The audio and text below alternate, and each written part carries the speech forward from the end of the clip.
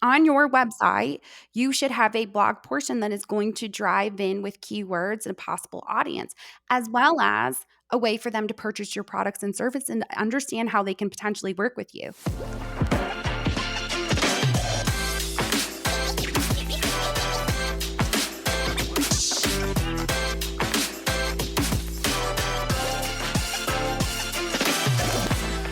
Hey guys, welcome back to the First Hustle Then Brunch podcast. I'm your host, Jazzy, and today we're going to be talking about why it's so important for business owners to have a blog.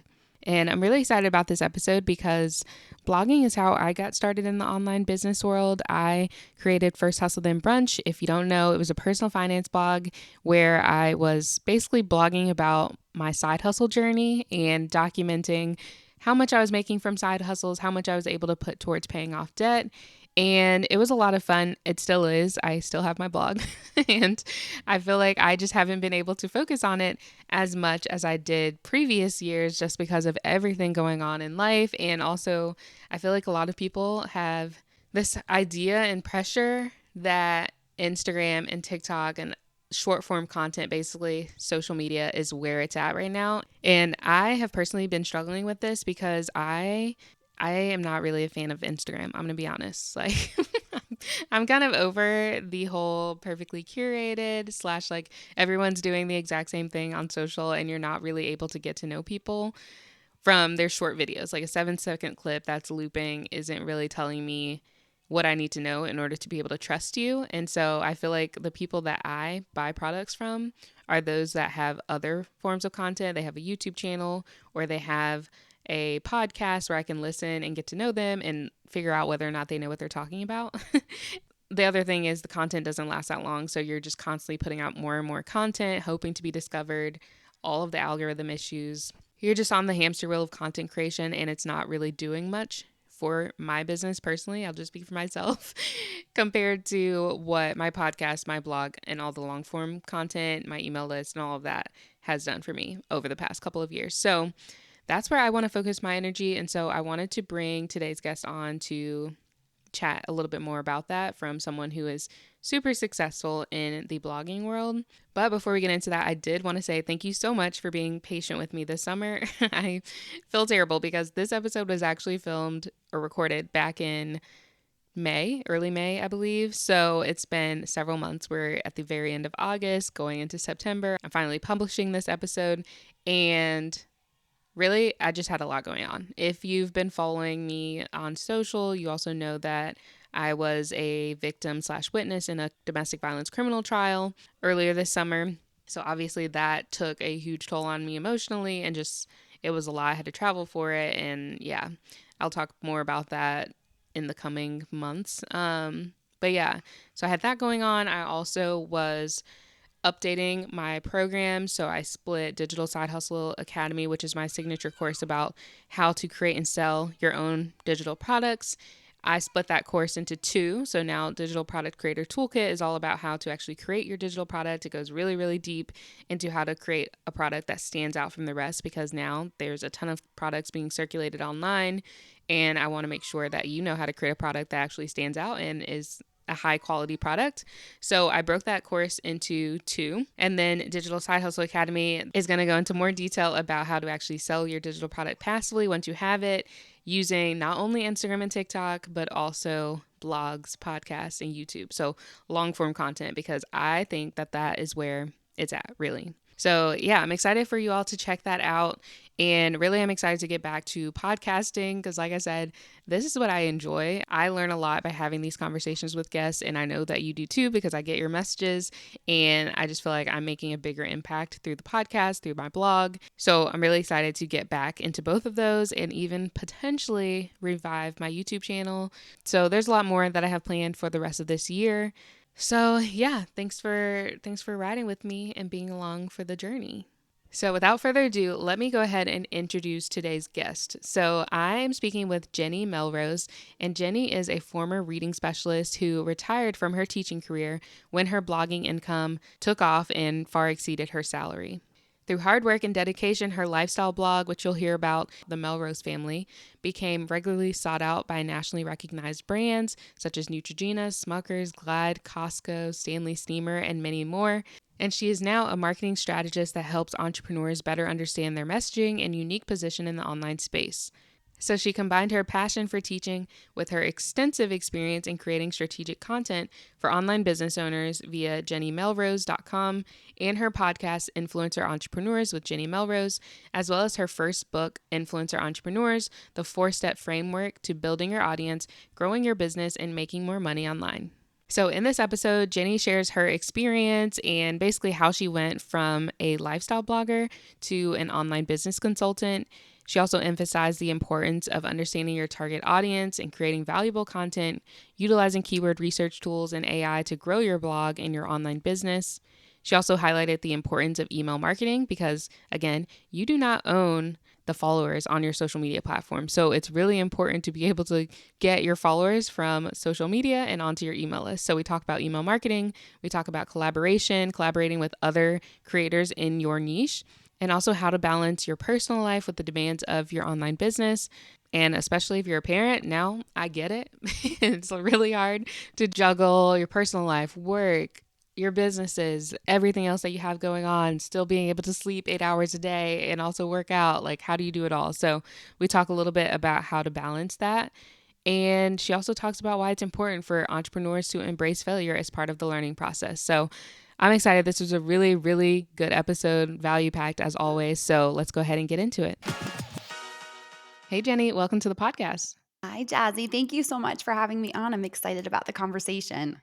Yeah, I'm so glad to have you on. Do you want to start out by telling us a little bit about yourself and your background, how you got started in the online space? Yes, of course. So my name, obviously, Jenny Melrose. I started the Melrose family, which was a lifestyle blog at the time where I created quick and easy recipes and projects for busy parents back in 2009. And at the time, I had just had I had a 6 month old at that time. And I was also a former inner city school district teacher in New York. Oh, So I was wow. very used to dodging chairs from kids. And I Jeez. always tell people love being able to answer questions now from adults. Mm-hmm. And that's where it kind of turned me as that lifestyle site turned more into a recipe site. It replaced my teacher's salary, and I was able to move from New York down to North Carolina. And once I did that, I was starting to get asked by a lot of bloggers, how did I replace my teacher's salary? How was I monetizing? And I got Mm-hmm. asked to speak at a lot of different conferences at that time. And that was when I started jennymelrose.com and the podcast Influencer Entrepreneurs to share everything that I knew about being able to run a successful online business. I love that. Yeah, I feel like recipe blogs, that's a pretty popular niche, right? Yes, it Yeah. So definitely how did you stand out and grow, that yes. that brand? So, with that, I think the biggest thing that helped set me apart at that time is I really understood the problem I was solving and who I was solving it for. I Mm. knew my target audience, and whether I was going for keywords that were smaller or even larger, what really Mm-hmm. mattered was that I was making sure my content was for that audience and who I was Yeah. trying to really try to reach. Mm-hmm. I love that. And how did you even know what blogging was? Like, did you just decide to Um, start? Or like you're like Googling, different ideas or like ways to make money online? Or yeah, how did that even come about? My, sister-in-law at that time had said to me, "You know what you should do? You should really start a blog." And I was like, "What exactly is that? What are we talking Yeah. about here?" And I kind of fell in love with it. I was a creative writing major in college for my undergrad, and it Mm-hmm. gave me an opportunity to kind of have something for myself. I had really lost myself as a new mother and needed a creative outlet. So a Mm-hmm. blog at that time was the perfect fit. When I first started, I had no idea, of course, like many don't, of what I was supposed to be doing and how to do it. And back Right. then, we also, when you created a blog, you would write about what you ate for lunch or how you Exactly. went to the Yeah. zoo. Totally different. Yeah, so it was very different. And then I Mm-hmm. went to my first conference, probably like a year and a half in, Blog Her, Mm-hmm. which was in New York City at the time. And it opened my eyes to what could be the possibility of Mm-hmm. running a business that was a blog. Okay. Yeah. So I know you work with entrepreneurs now. Do you work with only people that have blogs, or you work with other business owners that don't have blogs too? Yes, I definitely work with bloggers that have already started writing and are looking to improve and find ways to monetize. But I have also found a lot of clients that are service-based businesses, have potential for creating an online course, something like a therapist, a Pilates instructor, a yoga studio teacher, who with an online business can not only grow their service based business, but also potentially add in digital products like a course or membership, things of that nature. Mhm. Yeah. Yeah, that's awesome. That's what I teach a lot of people how to get started, is creating digital products, because I think it's one of the easiest ways to monetize. I love it. Yes. Yeah, that's awesome. So, in your experience, what are some common mistakes new bloggers make when they're trying to start an online business or grow their online presence? I think the biggest one that I see is that they don't understand their pain points. So that they don't Mm. understand what it is that they're fixing for people. And when you don't understand that, you're just kind of throwing spaghetti against the wall more or less with the content Mhm. that you're creating. People don't know what to expect from you, even those that then start to follow you. And once you get into that lane of understanding, okay, this is the problem that I'm really good at solving, and start creating content around that, it then attracts the right people. And it's easy then to create your own products, services, recommend things Mhm. that can then be an affiliate product or a sponsorship. It grows the ability for you to have a business. Mhm. Yeah, that makes sense. And then in that case, would you say that it's really important to niche down, and like how specific should you get? Yes. So I think the biggest thing when it comes to niching is that you need to know who your audience is. You can talk about different pillars that could be related. So, for example, I had a client recently inside my membership say that she talks about faith, she talks about nutrition, and she also talks about like physical fitness. And she said, do I have to niche like into one of those three content pillars? Mhm. And my answer was no, but you have to tell me who you're talking to. Are you talking to a premenopausal 40-year-old woman? Or are you talking to a 20 something? The way that you're going to talk to those two women are going to be very different. They have Mhm. very different pain points, not only Right. based on, hormones and age, but also the time that they have and the season in life that they're in. So Mhm. once you can target it down to that and make it specific, it makes your content much easier because they identify themselves within it. So I think when we Mhm. think of niching, it's more thinking of who that person is that you're ideally trying to seek out. And it when you're looking at content pillars, for example, I was a lifestyle site. When I Mhm. started, we did crafts, I did organization, I did recipes. Those you need to niche down. You need to pick Yeah. one. It's too Mhm. far apart. The Right. person that's coming for organization may not want to do crafts. So they're Mhm. very confused when they come to you when it's totally all over the place. But if Yeah, that makes you sense. niche into one of those, it makes it much simpler. So that was why actually the Mhm. Melrose family we turned into primarily a food blog. Okay. Yeah, I actually it's funny that you mentioned that you had a food blog, because I was talking to one of my students who created her first digital product. It was like an e-guide, like recipe book sort of thing. Mhm. And I kept asking like, who's your target audience? And she's like, anyone who wants to like learn how to cook. And it's like, well, we got to get more specific, because you can't even just helping her like with the sales page and all the marketing materials, like you have to speak to someone specifically, like a particular person. And I kept trying to explain that, but it's really hard for people to niche down. So like, I guess, do you have any advice for people that are still struggling with like identifying who their target audience is, and they maybe even like stuck in the mindset that like I have to speak to all of these people in order to be successful? Yes. So I think that the example that you're giving of a food blog, they are the ones that struggle with this the most Mm. because if they understand keyword research, they're used to having to try to rank for a chicken parm. How are they going to rank for that? And to them, anyone can make a chicken parm.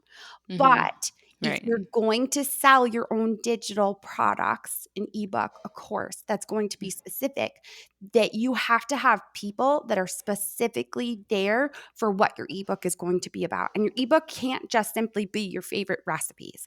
It's Yeah. too all over the place. You have to be Hmm. able to stand out. So the way in which I recommend doing this is think about that avatar, one person that you're speaking to. Who are they? Female, male?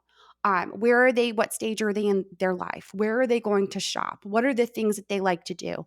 And a lot of times I tell people, most likely you're creating content based on yourself 5 years ago. And when you think of Mhm. it that way, you can think about, okay, where was I in my life? What were the issues that I was having? What was I struggling with? So if you are a food blogger and you're doing easy family recipes, because that's their favorite one, right? Yeah, For mhm. the busy mom, that's who this Right. is for. Yep. Okay. But what level of skill do they have? Are Mhm. they basics or do they understand how to saute spinach as compared to chopping an onion? Two very kind of different skills that could technically mean something different for each person. So Mhm. you have to be able to speak that way because when you create the content, you want to make sure that that person that's coming to you understands everything about what it is that you're creating for that recipe. Mhm. So if your basic person doesn't understand the difference between mincing and chopping, you're going to have content that describes that to them, which is Right. good because they're probably Googling that. Mhm. So you Yeah. can then pull them in for that and then show them how to do that and then send them to all the different recipes. I think Mhm. food bloggers get stuck into that. Okay, I'm going to create this one recipe and I'm going to just create whatever I'm making for dinner. And Mm. that's really difficult to try to attract the right people. Yeah. Yeah, that's really good. So, I guess, is it okay then? You gave the example of, giving them the beginner level information that they need to know and then pitching maybe additional products that are more advanced. So, can you target the same, I guess, audience at different levels of Mhm. experience potentially? And then you're like creating offers that meet them where they're at? Yes, so that's such a Mhm. good question. It's looking at your customer journey. You very well Mm. could be writing content for someone that's going to be starting and then get to a point where they've been following you for 3 years, they've gotten really good in the kitchen and now they need the more advanced. So it's Mhm. looking at the customer journey as well as the buyer persona.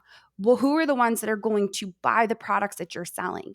You may have product levels for the beginner as well as for the intermediate and advanced. Mhm. If you're creating that journey for them, it's absolutely fine to do it that way. But when you are writing the post that is about chopping the onion, you have to make sure that it's written for the beginner. You can't write it using advanced language that they're not going to Yeah. understand. Mhm. Yeah, that makes complete sense. So I know we kind of skipped ahead into like monetizing and creating products and that sort of thing. So can you talk about like what strategies I guess you would recommend for monetizing a blog, especially for like very beginners, people that are just getting started? Like, what are the easiest ways to monetize? Yes. So I would recommend thinking about potentially a product or service that you could offer because that way you get right out of the gate thinking about the product that you're trying to drive them to so that the content you create is around that. And then Mm. once you have that in mind, you can then look at the keyword research to be able to start to rank for that content and then get them onto your email list because the only way that you're going to be able to sell to someone is if they are on your list. Mm. That is the person that is going to purchase. You're going to have one offs here and there on social media, but the majority of your people that buy will come from your email list. So once you have started off with thinking of digital product, potential service that you want to offer to your people, other ways that you can then monetize because now you're creating the keywords, you're starting to rank for content like that are sponsorships, affiliate advertising, and of course, ads. Mm. Ads are going to come down the road though. You don't want to start trying to monetize via ads and you only have 5,000 page views. You want to get to at least 25,000, if not even 50,000, because Mm. otherwise it's going to slow down the experience for your people coming in. And the amount of money that you're making off of ads when you're under 25,000 page views is not going to be worth the people that are going to come to your site and then go somewhere else. Yeah, that makes sense.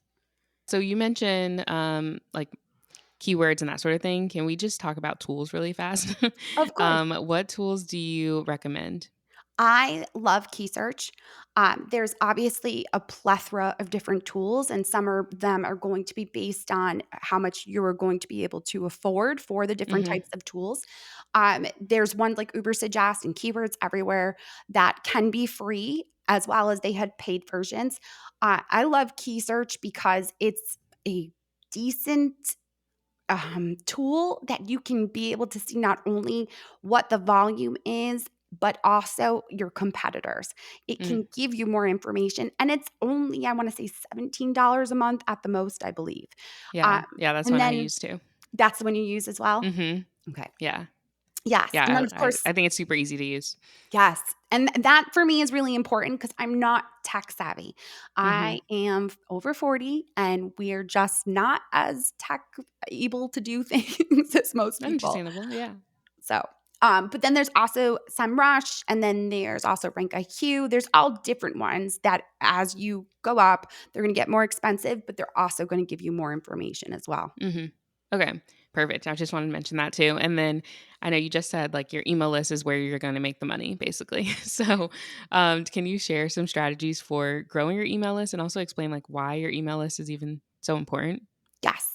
All right. So I'm going to actually start with why it's important, if that's okay. So, Yeah. when we're thinking of why it's important, the conversion rate, so the rate at which someone is actually going to click through and take action, is technically, I want to say the percentage is about 6 times more likely via email than Mhm. it is via social media.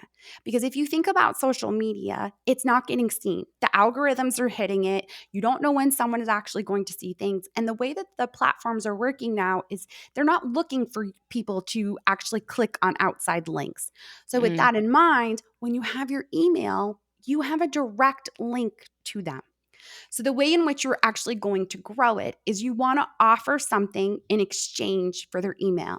So, this could be a guide, it could be a one off video training, it could be a checklist. But with that opt in or lead magnet, these are all words that people will use to talk about Mhm. it. You want to make sure that you're giving them a transformation, showing them how you can solve their problem. And you Mhm. also want that opt in to be in line with the product that you're going to sell. So if we go back to that food blogger that's creating a recipe ebook, in order to grow their email list, they have to have something that's a guide that is also going to give them a transformation. So Mhm. if it's that basics of cooking, maybe they just need a guide that's going to talk to them about the basics of cooking. It's going to show them 5 things that they need to be able to do in the kitchen in order to be able to use maybe 5 recipes that you're going to give them. And those Yeah. 5 recipes that could be in that guide could come from your website. They don't need to be brand new recipes. Mhm. The value of the opt in to them is it's all in one place. So just because it's already out there on your site doesn't mean that you can't use it. Mhm. Yeah, and I mean, not everyone's gonna see every single thing you post on your site either. So there's a Exactly. chance that they haven't even seen it. And then I know a big I guess hurdle that some people have to get over mentally is like they feel like they have to provide a whole lot of value for free in order to get people to eventually buy something from them. So what are your recommendations as far as like the length of your freebie or like some easy opt-in ideas? Yes. So I would say, like, the way that I teach to do an opt in is that you always have a cover, you have an about page that is going to describe how to use the actual guide and then also explain something about your site. And then Mm. you want a couple more pages that's going to give them information, those transformations. And when I'm Mhm. seeing that, like, the example of the 5 strategies or techniques that you need to have in the kitchen. So you're Mhm. maybe even if it's a basic, showing them how to hold the knife. What's the difference between a mince and a chop? What are maybe 3 recipes that you could use for the chop done and you just learned how to chop over Mhm. mincing it? Um, so it gives them that value. I think the big mistake that I see a lot of food bloggers make is they think, well, I'm gonna try to sell them a recipe ebook. So I'm just gonna give them recipes. And Mm. maybe they're even niched down and they made them, let's say, Italian recipes. So they're gonna give them 5 Italian recipes as their opt-in. You have to have something else in there that shows how you're an expert in Italian cooking. So maybe you're gonna Mm. tell me in there, as well as maybe those 5 recipes, you're gonna give me 5 ways to use Italian parsley or how Mhm. to actually chop it and where to store it, something along those lines. You got to give a little bit of extra so that they see how you're the expert. It's the same thing Mhm. if you're just selling a recipe ebook. If you go into Barnes and Noble and you pick up an actual cookbook, they always have something in the beginning that is showing how they're the expert in whatever Mm. those recipes are going to be. Yeah, So that's true. for example, one of my friends, Sarah Karen, actually has a book that uses the cookbook was called Mains and Grains. Mm. So in the beginning of the cookbook, she breaks down the different names of the grains, where they come from, what they're best used in, and then she gives all of the recipes to use all those different types of grains. Mhm. That's an actual physical cookbook that's paid. You should be doing that in a recipe ebook, as Right. well as starting to do something like that in an opt in. Not that Mm. extensive, but still showing how you are an expert. Yeah, exactly, and it gives you credibility, I Yeah. guess, and that helps you, eventually sell your offers, which is super important. Yes, absolutely. Yeah, so I know you mentioned that email converts better than social media. So are you on social at all? Do you use any of the platforms? I have accounts on all of them. I Yeah, do love it. not spend a ton of time using social. I Mhm. will put some time into Instagram every once in a while and some effort into Pinterest. And I think depending Okay. upon your niche, Pinterest is definitely the platform as of right now of May 7th of 2024, because do not come at Times me in change. 6 Yeah. months from now and tell me Pinterest is terrible. It very well could be in Yeah. 6 months. Mhm. But that is definitely a platform that I think a lot of bloggers should absolutely still be utilizing. Okay. Yeah, I was wondering if there was a platform, if any, that you would recommend putting some effort towards. Yeah, so Instagram a little bit maybe, but Pinterest for sure. Yes, and I think it depends upon the big thing that I will say is it depends upon your people. That's Mm. why it's so important to know your target audience.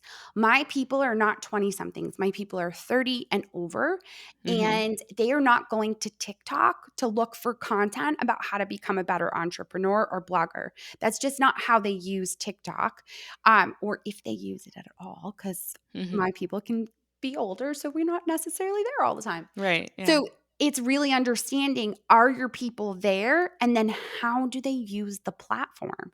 Because Mhm. if they're going to Facebook and they're only going into groups, then it would make sense to have a group over a page. If they're Mm. going to Instagram and they're only watching stories, then why not just do stories for those people? You obviously Right. have to grow a following and have a profile and Mhm. create some content to be able to get followers. But again, it's really important to know how your people are using the platforms and which ones they use. Mhm. Yeah, yeah, that's a really good point. I feel like nowadays people make it seem like you have to be on every single platform and doing all the things, like posting 3 times a day or more on all of the platforms. It's just impossible to keep up with. So, I'm glad that Yes. you said that. And I would add that when you do things halfway, it's not gonna do as well because you're not getting really good at something. So I would Mhm. say, talk to your potential people in real life that maybe that's the target audience that you have, a friend who was asking you about how to Mhm. cook in the kitchen. Ask them what platforms they're using to find recipes if that's what you're creating. If you're creating content that teaches them how to cook, ask them what they're using. So Mhm. if they're on YouTube looking for those types of videos, you need to get on YouTube.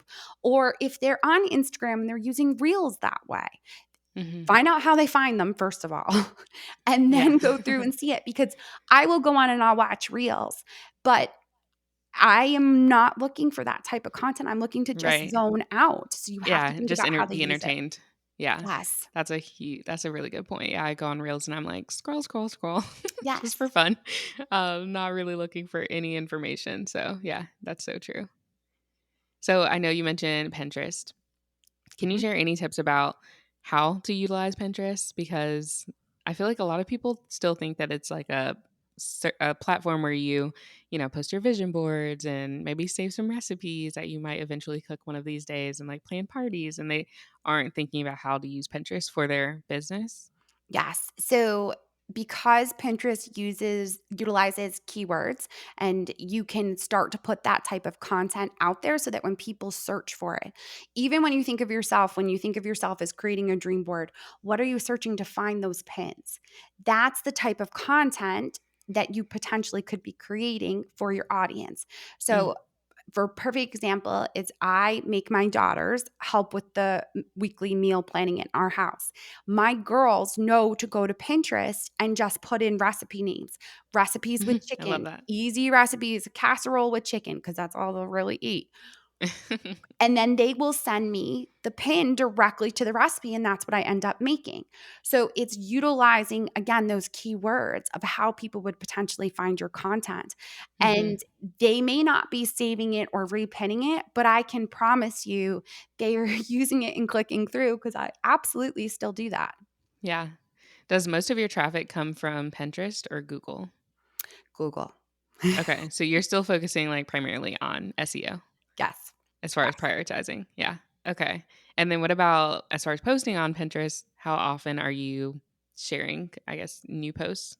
Because I know everything now on Pinterest, they want, like, fresh content, so everything Yes. has to be brand new. And I think when you think of brand new content, a pin that has a different image that Mhm. utilizes the same URL is still a new pin. I definitely try to cycle it through so that I'm not bombarding the the actual Pinterest and the algorithm Right. and all the things. Mhm. Back when I started, we used to pin like 50 pins a day, and we would just Yeah. schedule it and put it out Mhm. there. Now you want to actually space it out quite a bit, and if you are interested, honestly, in Pinterest, I would say you need to find Carly Campbell. She is fabulous. Her course on Pinterest is fabulous, and she stays up to date with it, whether you are a food blogger or you are very niche specific, like a Right. gardener that only grows tomatoes. She knows how to show you how to grow that. Definitely not my area of expertise. I will Yeah. openly say that. But it's definitely a platform that I'm seeing a lot of food bloggers still continuing to use, and then all different niches as well. My Mhm. crafters, my therapists that are putting out content for Oh, parents interesting. Yeah. absolutely are utilizing it. Oh, wow. Yeah, so pretty much any business maybe you Yes. can, yeah, utilize Pinterest to As grow. long as you're answering the problem that your people are going to be searching for. I think that that's Mhm. the piece that a lot of people miss is, you have to be putting in what words are they searching for that? So, like, when Mhm. we gave the chicken recipes that my kids are putting in, they're adding in no onion because they don't like onions. Like, Yeah. those are the It's types of getting things that you specific, yeah. have to be thinking about when you put in Mhm. your terms and your descriptions, especially on Pinterest. Yeah, and that's why it's important to know your target audience because you have to really, like, get in their mind and think, "Okay, what are they searching?" So, Exactly. yeah, that's really good. Good tips. So, you said that email list obviously is, like, one of the best ways to make money. So what are some other ways to kind of engage and grow an audience and grow your email list So besides Pinterest? absolutely. So, with your content that you are creating, when you have a new blog post, you should be embedding a form right within content that offers to the opt in. Because if you're creating content, it should be connected to your opt in, which will then be connected to your product. So, it Mm, makes sense to have a form within content for them to get it. You yeah. also want to make sure that on your website, potentially there's a pop up that is okay, that is mobile friendly, because that has to be the case. And then also, I always recommend that websites are actually set up like a squeeze page in the homepage, so that the top part of your website, when they first come to your homepage, is in the header is the opt in, and then down at the bottom is the same opt in or even another one down in the footer. So this way, Mhm. you're squeezing the content between two opt ins. Interesting. Yeah. Okay. So, Mhm. with your own content, that is a great way to be able to do it. As you're putting Mhm. out content, it just makes sense to continue that way. One Right. of the fastest and easiest ways to be able to grow an email list is to collaborate with other bloggers. If Mm. you have other bloggers in a niche that is somewhat similar, that has the same target audience as you, but they don't have the same product as you, it would make sense to do a list swap. And Mhm. all a list swap means, we're not saying you're downloading the CSV or anything crazy like that. Instead, what you're doing is they are sending their people an email that offers up your opt in. and you're sending to your people an email that offers up their opt in. So now they Yeah. can go and actually decide if they want to opt in or not to their Mhm. list by grabbing Right. that guide if it's of value Mhm. to them. It's one of the Oh, that's such easiest a ways good to grow a idea. list. Yeah. How often do you participate in those list swaps? So it depends upon what my calendar looks like. I Mhm. have had some clients that actually just focused on it for like 3 months and they would do one every week. Okay. I also recommend to people though, if you're going to do a list swap once a week where you're emailing about that, you obviously also need to be emailing your people about your own About something content, else. Yeah. right? Okay. That's what I was thinking. It could be too much. Like Yes. there could be a point when it reaches, okay, we're just hearing about other people all the time. So, Yes, yeah. it really needs to be like part of your email, what you normally do as far as consistently emailing them. Um, Mhm. I would recommend that. So personally, I teach my students that they should be emailing their list 3 times a week Oh, okay. so that they are consistently getting in Oh my front of gosh. them. And I then have to it'll step it up. When we email 3 times a week, we see that the open rate and click rate continues to stay consistent because they know who we are. Mhm. They're likely to more likely to open up and actually take action from it. Yeah. If you heard 3 times a week and went, "Oh my god," my question to you is how long does it take you to write an email? And if it takes you more than 10 minutes to write one email, you're doing it wrong. An Mm. email should not be a laundry list of things, a big, long, multiple paragraphs. You need to remember most people are reading their emails on mobile. So Mhm. you're going to have every sentence on its own line. And you want to email them hitting on a pain point that your blog post solves. So if you've just created a new kid friendly chicken noodle soup recipe and you're going to send them with, "Are you struggling to get your kids to eat soup? Wait until you find out the secret way that I'm getting my kids to eat this great chicken noodle soup. Find Mm. out here." That's it. That's it. 3 Yeah. sentences. And you're That's having true. them Yeah. click through to get, and it also gives you that traffic, right? Mhm. We all talk about we want traffic in order to grow, but Right. that traffic comes from an audience who we Mhm. ideally really want to be able to end up purchasing a product. Right. Yeah, I love that you said that. I think we overcomplicate it. I probably am one of those people that feels like, oh, I have to write like a very thoughtful email and make it a whole big thing when really, yeah, just send a few a few sentences and link to your blog post and call it a day. So I love Yes. that. Yeah. So how do you stay motivated when you're not seeing the results that you hoped for? Whether that's new followers, revenue, traffic, whatever. I think the biggest thing is that you have to know your why. You have to know why it is that you're running this business and wanting to do this.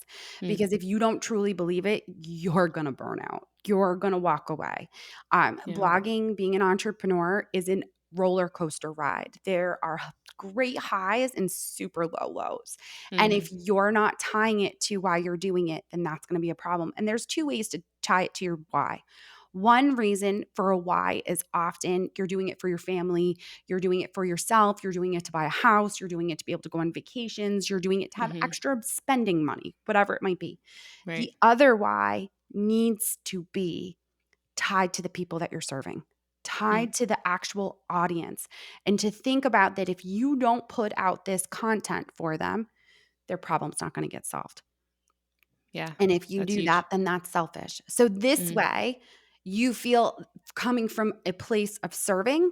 And then when you hmm. go to sell, it is so much easier. It becomes less about it being sales and more about you're just continuing to help your people and make it even easier for them to find the solution because it's all Hmm. in one place and they just need to pay in order to grab that. Right. Yeah, that's such a mindset shift. I know people always have a fear of being salesy, especially if you're a newer entrepreneur, you're just getting started. It's like really hard to ask for that sale. So, thinking about it in the way of like, I'm helping them. And if I don't create this and actually tell them about it, then they might still have this problem. They might be Yes. dealing with something very painful for years, that they need to solve. So, yeah, that's huge. Yes. Think about all the things that you've downloaded for free. How many of them have you actually taken action on? Mm, Now think about the things that you've paid for. aren't you more likely to take action on the things that you've paid for because you have some skin in the game? Right. Same exact things for your audience. They just Yeah. get the whole solution all in one place. Yeah, I love that. So you said that you work with other people that just have online businesses and they might have digital products or something like that. Would you recommend everyone like have a blog on the side too? Yes, I always recommend having a blog because it's an Okay. easy way to grow. I have Mhm. a large audience of therapists that work with first responders. Some of them work with child play therapy. Some are working with ADHD, all different plethora of therapists that have managed to Mhm. find me. And a lot of them come to me because they're tired of trading time for money as far as seeing people. And they Mhm. understand that they can solve a problem with a course, with a workshop that could be done online. Right. And not only will a blog help with that, but it also helps get more people in Mhm. order to grow their practice so that if Right. they wanted to make their practice and hand more of their clients off within their practice, they're then Mhm. able to do that. So it's not them necessarily in the therapy room. Right. Yeah, I'm glad you said that because I was thinking the same thing. Like I said, teach people how to create digital products, but then a lot of them have to use social media because it's the only option for them. Like that's the only way for them to get the word out basically because they don't have a website or a blog or anything else. And I've recently been focusing more on my blog over the past like several months and I've seen so much traffic come in that is really just passive. Like I post a blog post and, they're constantly coming in based on that information that they're seeing out there using the keywords, whatever, and being drawn into my business and then eventually pitched my offers. So I just felt like it's a much, much better, at least for me, process than posting constantly on social media. Yes, and it gives you that credibility because a Mm, blog is essentially it's a website. On your right. website, you should have a blog portion that is going to drive in with keywords and a possible audience, as Mm-hmm. well as a way for them to purchase your products and service and understand how they can potentially work with you. You used Yeah. the word credibility before. Mm-hmm. That's what a website does. So Right. if you are having digital products, it makes you stand out from the rest that simply have an Etsy shop or a Shopify. And Mm-hmm. they get to test out your blog post to see if you actually know what you're talking about. If someone That's true. gets a transformation from a simple blog post, they immediately are going to know paid product is going to give me an even bigger. I'm in. Mm-hmm. Let me there. Yeah. Yeah. That's so important. So I guess for people who are thinking about starting a blog, can you share some tips for creating high quality content that, resonates with those readers and also drives traffic to their blog? Yes. So when you're creating the content, again, it's important to understand the pain points that you solve and then to Mhm. do your keyword research. And I think a lot of people hear keyword research and they go, oh my God, I got to use a tool. This sounds so complicated. Really, what you're doing is you're thinking about what are the words that people are putting into Google to find a solution to whatever problem they have. Mhm. So you have to remember, like, with everything that is happening now with AI and people using voice to text and people using voice even on Google, my Mhm. soon to be 11-year-old will go to Google, hit the little voice thing, and say, how do I da da da da da da? Yeah. Those are the words, those are the keywords. That's what you're trying to see what they're using and understand the language that they're using, the terms that they're putting in, and then Mhm. making sure you're creating the content that is going to solve that problem entirely for them. Now, if you're Mhm. someone just starting out, you don't want to go for like a food blogger, for example. You don't want to try to put in the keyword chicken parm. You're not trying to rank for that as a new blogger because I'm telling you Yeah. right now, you're So probably so much competing with competition. about 550,000 people Right. just in a 30-day period. So you have to look at when you're in a keyword tool, you don't want your volume as a new blogger to be over 5,000. Because if the Mm. volume is over 5,000 in a 30-day period, it's going to be very difficult for you to rank and actually get found for that term. You want something, even I would say, like you don't want to go under 500 and I would say under 5,000. So Okay. 500 to 5,000 is the volume that you're looking for. And you're Mhm. looking for something that when you look at the competitive analysis, that as far as being competitive, it's under 50 so that Mm. you have a chance of getting seen. And the way in which you do that is instead of trying to rank for chicken parm, you're trying to rank for chicken parm made with meat sauce, long tail keywords. Right. Okay. You're expanding those keywords for it so that Mhm. when you actually start to rank for that long tail one, you then can start to rank for the chicken parm as well once you're That's already already ranking in for the there. smaller one. Mhm. Yeah, that makes a lot of sense. And again, there are so many tools out there. I actually recently started using Rank IQ, which Yes, have you used it before? I have. Okay, yeah. I'm in the personal finance niche, and I will say that it didn't have a ton of keywords that were great in that specific niche. It was sometimes like some random phrases and stuff like that. But I know as far as recipes and that sort of thing, the food blog, certain other niches like parenting have really great keywords that are low competition, but Mhm. also have high volume or higher, maybe medium level traffic, which is really, really important. And makes it just so much easier. You don't have to know how to do keyword research. They basically do it for you. So, yeah, Yes, if you're listening, you should definitely look into those tools. absolutely. Yeah. So, what role do you believe like community and networking play in the success of an online business? I know we met in like a Facebook group for Mhm. bloggers. So, I feel like, you know, making genuine, like meaningful connections with people in the industry, especially, is really helpful. Again, it also motivates you to keep going because you're seeing other people be really successful. So, yeah, what are your thoughts there? Yes, I think it is key to any success that you're ever going to see. And I Mm, would say the Facebook groups are a great place to start, but try to get to an in person conference. Try yeah. to find a membership that you can get into that is more geared towards maybe your specific niche or the Mhm. level at which you are at within your business so that you can get into the right groups and really start to make those connections with people. As a blogger that started in 2009, always would reach out to people. If I saw someone doing something that I thought, my audience would really like that, and it would Mhm. be great to be able to collaborate with them, I would always reach out no matter how large they were. And the Right. number of times that people said yes were a heck of a lot more than the times they said no. There were Yeah. bloggers sometimes when the email came through and I would do a little dance, being like, I Yeah. can't believe she even answered me, let Mhm. alone said yes to what I'm Yeah. asking. Mhm. Um, those collaborations are unbelievable ways to Right. grow. I Yeah. would also say, like, once you find someone that you like their teaching style and feel you're learning the right information from, Mhm. if they have other resources that they're recommending other people, those are the people I would continue to follow as well. Mhm. So, podcasts, that's another way that we're collaborating, right? Yeah. I'm Mhm. coming onto your podcast, you're allowing me to speak to your audience and share my knowledge, but Mhm. also expose me to potentially a new audience for me. Doing Yep. those kinds of things are important and are great Mhm. ways to collaborate.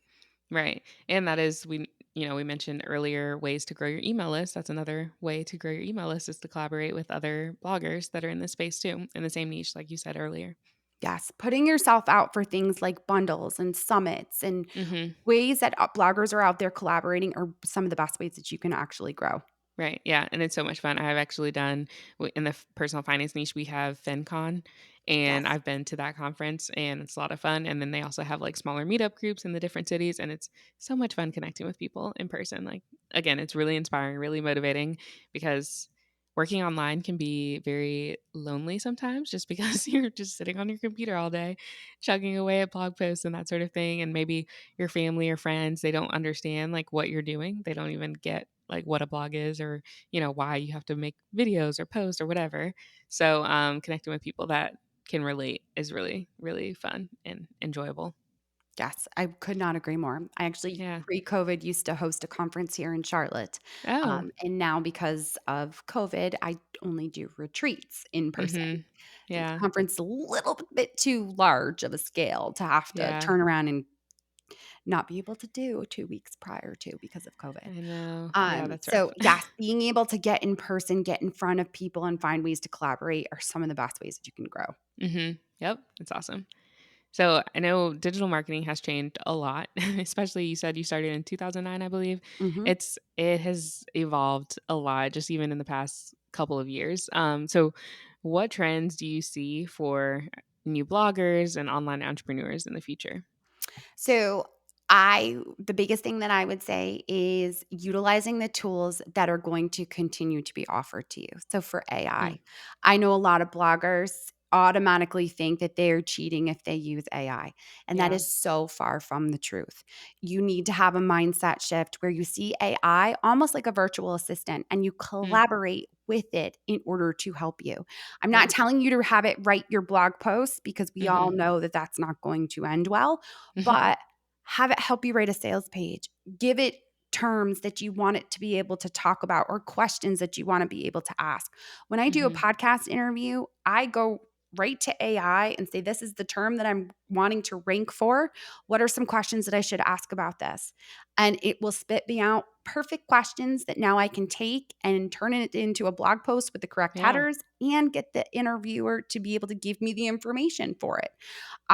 So using AI and seeing it more as a collaborator as compared to cheating is Mhm. going to be huge in order Yeah. to speed up your process and what you're able to Mhm. do in a little amount of time and Yeah.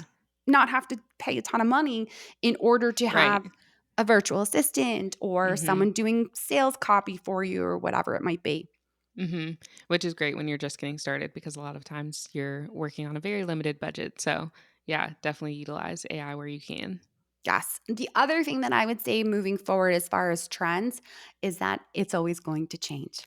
And you Yeah. just have to be okay with that. And you Mhm. cannot be chicken little thinking, oh my God, the sky is falling every time an algorithm changes. I was gonna say, I feel like that's just what happened recently with the Yes. latest Google update. Everyone's And freaking out.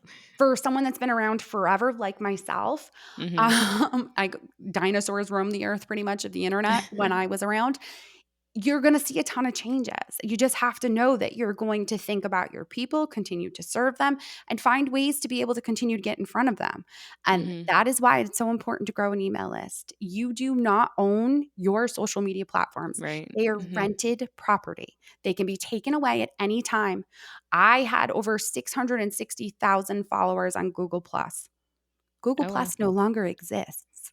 All of those Oh my goodness. followers were gone, and at that time, I wasn't smart enough to be growing my email list, so I Oh, didn't no. didn't keep them all. So it's Yikes. really, really important that you grow the things that you own. And Mm. if there is an algorithm update, find out how they're saying that it's getting updated as far as with Google. Mhm. Continue to try to create the best content according to what they're looking for and be okay with you're probably going to have to update some old content. Some of Yeah. us have stuff all the way back to 2009. Mhm. Clearly, you can't keep old content. It is outdated. I Mhm. mean, Instagram didn't even exist in 2009. True. So Yeah. continuing to grow with it is really important. Mhm. Yeah, I love that you said that. We just talked about how AI can also help you save time, speed things up, speed up the process, which is great. Can you share how you like balance your personal life with the demands of running your blog and online business? Yes. So I said in the beginning how my daughter was 6 months old and I started in 2009. And the amount of time that I put into my blog was very different in the beginning Mm. than is now. I actually in 2019 sold the Melrose family and only Oh. have the jennymelrose.com site now. Um, but the biggest thing over the years is putting boundaries in place. That Mm. is the best way that you're gonna have any sort of resemblance of balance, and I'll be honest, it's not really balance. I Mhm. don't believe that that actually exists. It's more of a Yeah. pendulum swing.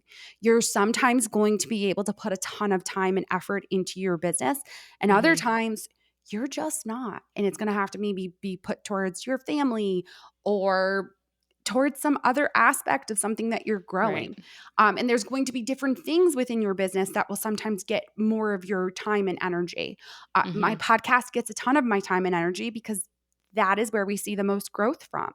That's where we see clients coming from, Mhm. speaking opportunities.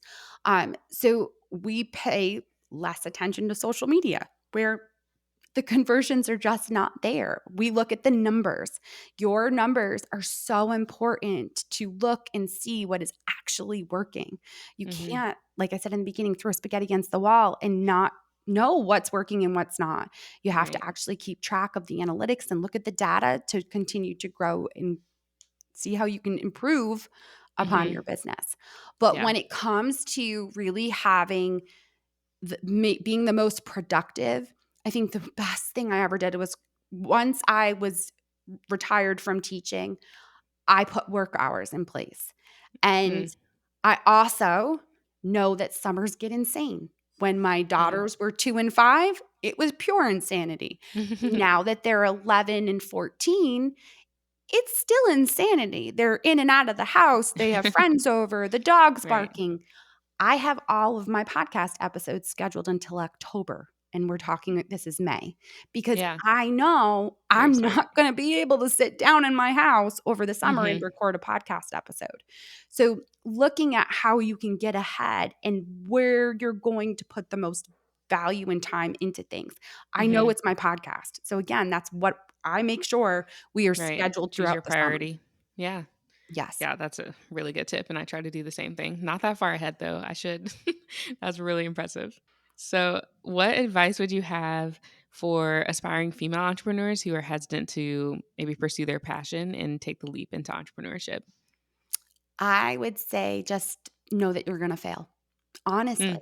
And as long as you know that you're going to fail forward and be able to learn from the failure and then you're going to be able to move forward. Everyone's journey when they are a business owner is different because of their personal experiences.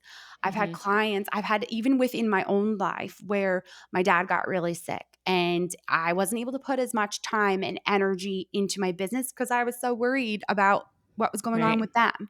Mhm. So knowing your own journey, keeping your eyes on what it is that you're trying to do for your own business, but also just kind of looking at it as where can I continue to put the best effort in that could potentially move me forward the best.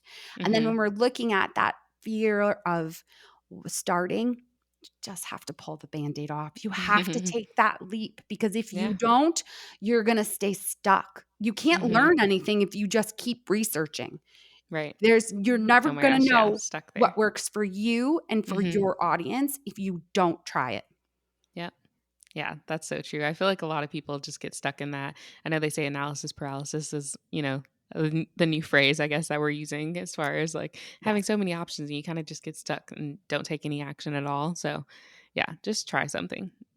And I love that you said, just know that you're going to fail because literally everyone that has been successful failed at something at some point and they just kept going. That's the only difference between successful people and those that haven't achieved success yet, quote unquote success. So, yeah, Yes. that's really good advice. So, thank you for that.